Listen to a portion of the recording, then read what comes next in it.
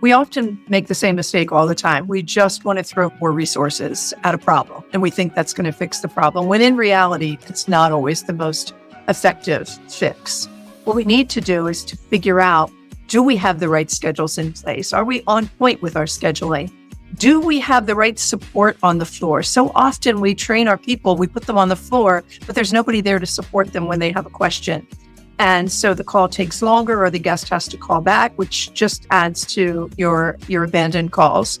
And then just understanding where that balance is. What is your cue tolerance? When do people get tired of listening to your calls important to us? We'll be back in a minute.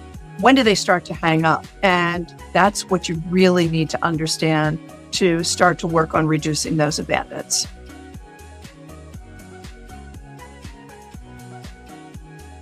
There's a couple of ways, right? First is back to understanding your business. When are they going to hang up?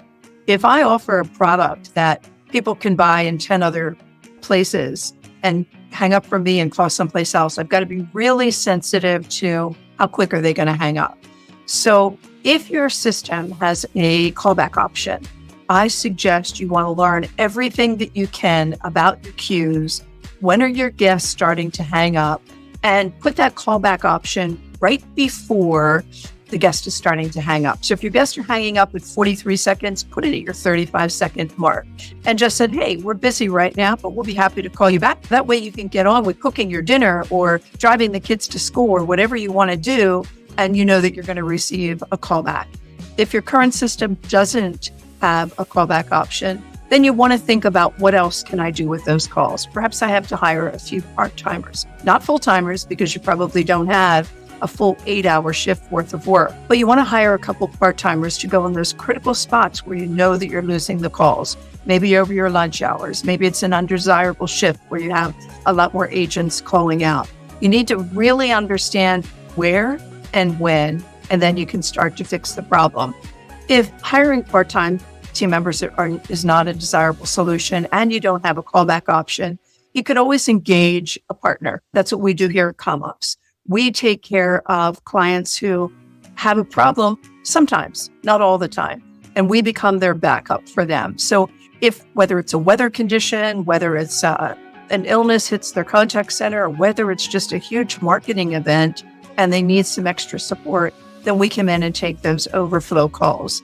I always suggest when people do that you look at your shifts that have your highest percentage of absenteeism, where your team members really don't want to work, and you give those shifts to us. You let everybody else work the desirable shifts, and that way they stay with your team longer.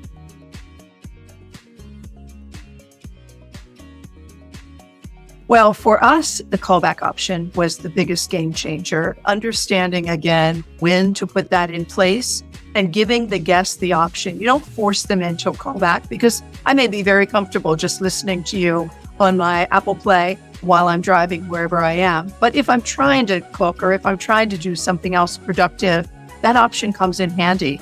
And often guests will even forget about it. And then we call back quickly and it's, oh, yeah, thank you for calling me back. And then you allow them to continue with their business. So I think that has been the biggest game changer for us, is understanding when your abandons are going to happen, getting something in front of that, whether it's an overflow partner or whether it's an automatic callback option. You want to have something there before that guest is abandoning.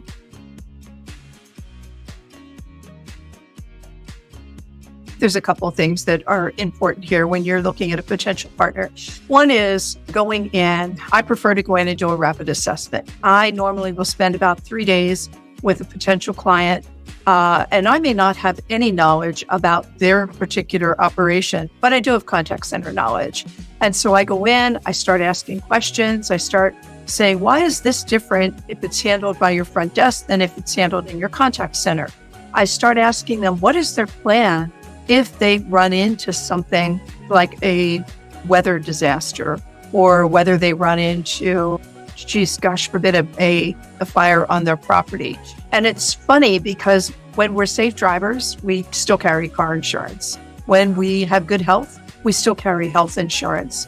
But it's amazing how many of our potential partners haven't thought about their just-in-case plan or their disaster recovery plan.